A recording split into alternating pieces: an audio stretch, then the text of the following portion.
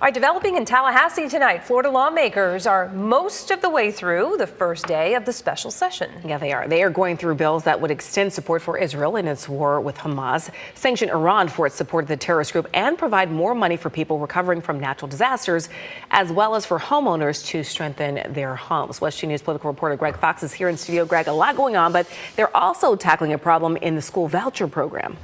They are. During the special session, lawmakers are hoping to fix that problem by providing more funding to families who need not only more money, but more flexible ways to spend it for their kids with unique abilities.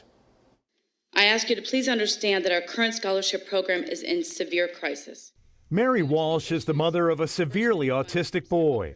She blames Step Up for Students, the company handling most school voucher programs in Florida, with mishandling the program for families with children who have unique abilities, learning challenges. Due to the issues with disbursement of funds from Step Up for Students, which holds 95% of the scholarships, and the payment system utilized, schools are on the brink of closure.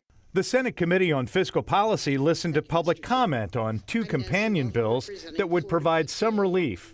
Under the measures, the Florida Empowerment Scholarships would gain more funds and flexibility.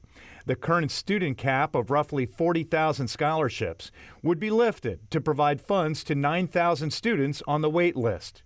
The budget impact would be zero, with money coming from an existing backup fund. Chair Hudson? Yes, and by your vote, Senate Bill 4C is reported favorably. The Senate version passed with all in favor, but more debate is likely. The special session comes 2 months after WESH 2 News reported concerns about the school voucher program, especially for students who are homeschooled or have leftover private school tuition money. For physical education, for example, trampolines, swim goggles, snorkels, masks, fins, skateboards, and more.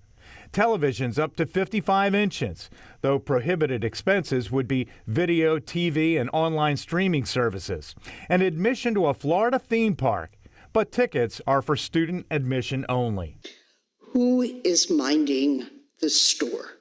Dr. Nancy Lawther of the State Parent-Teacher Association urged lawmakers to re-examine just how public money is being spent on the voucher programs, so that parents and taxpayers alike can be assured that resources are being wisely expended to truly maximize the potential of every child.